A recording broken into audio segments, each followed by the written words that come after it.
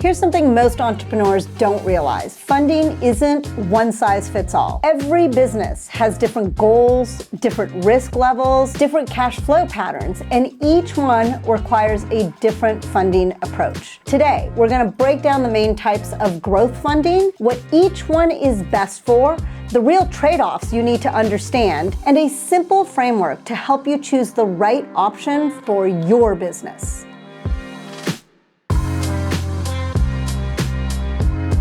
The type of capital you choose should match your business model, your growth speed, your risk level, and whether you want to keep control or maybe share ownership. You get this wrong and you'll end up giving away too much equity or drowning in debt payments, or facing investor pressure before you're ready. Every funding option comes with trade-offs. So let's walk through the 5 main types of funding. We're gonna start with bootstrapping, sometimes called revenue-funded growth. This is growth that's gonna be fueled by your own sales and profits, no outside capital. It's really best for businesses that have healthy margins, that want full ownership and steady growth, and maybe have some sales already going. The upside, there's no dilution, you're not giving anybody any equity, there's no debt, you have total control. The downside is growth can be slower and you're gonna have to maybe miss some opportunities. Choose this model if you want control and predictable growth, but know that not every business can bootstrap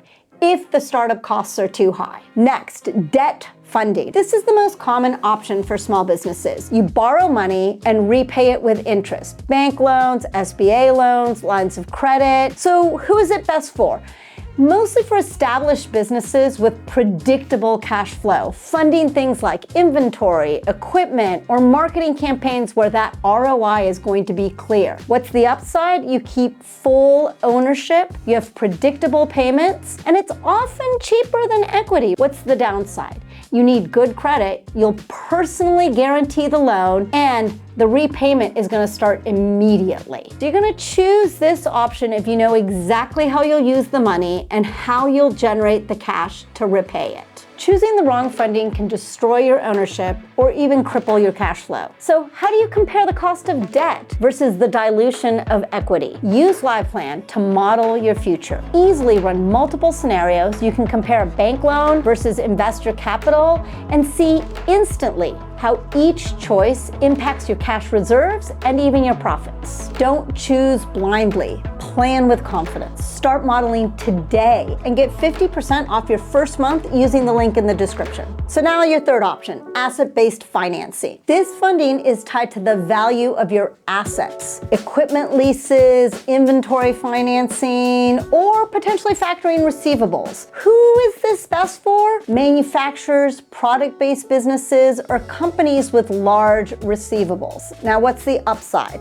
It's easier to qualify for because you're putting your assets up and there's no equity dilution. But there's some downsides. It can be expensive and you're gonna need to leverage those assets and put them on the line. Why would you choose this? You're gonna choose this if your growth depends on those physical assets or inventory capacity, but understand you're paying a premium for that flexibility. Now let's talk about the next one, equity financing. Angel investors, venture capital. This is where you sell part of your business in exchange for the capital. Who is it best for? High growth startups with large market opportunities that need to scale fast. Think tech, consumer products, marketplaces. So what's the upside with this one? You're gonna get access to large amounts of capital. You'll have advisors, networks, expertise. There's no monthly payments, but what's the downside? Well, you're gonna get diluted. You're gonna give up ownership, and investors are probably gonna pressure you to grow aggressively, and they're gonna have expectations for a high ROI. You're gonna choose this if your business has massive potential and you wanna scale quickly, even at the cost of ownership. And understand, if you choose equity funding, it means you're signing up for an exit because that's what the investors want. What's next? Grant and non-dilutive funding. This is funding you don't have to repay and you're not giving up equity for. So who is this best for? Research, innovation, climate tech, certain nonprofits or early stage companies exploring very new technology. So the upside is kind of easy, right? Free money, grants, no repayment, no dilution, and it validates your business if you get those grants. The downside, it's very competitive, it's slow, lots of forms and paperwork,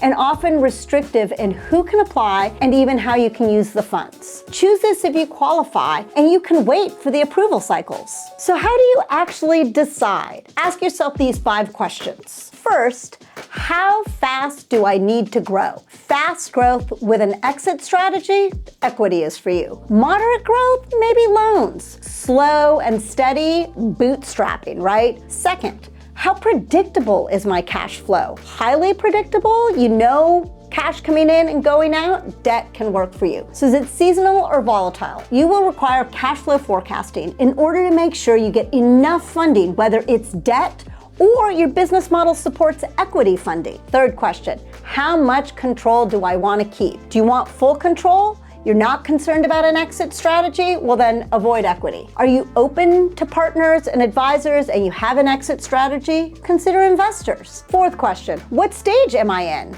Early concept? Maybe some grants, founder capital, small loans. For the right business model and a very small percentage of early stage companies, equity might be applicable. Early traction, more options are available once you have traction, right? This means you've actually got sales. Loans, lines of credit, depends on cash flow trends, or possible equity. If you're scaling and you want to go big fast, well then venture capital might be for you, larger loans, and maybe even some asset financing.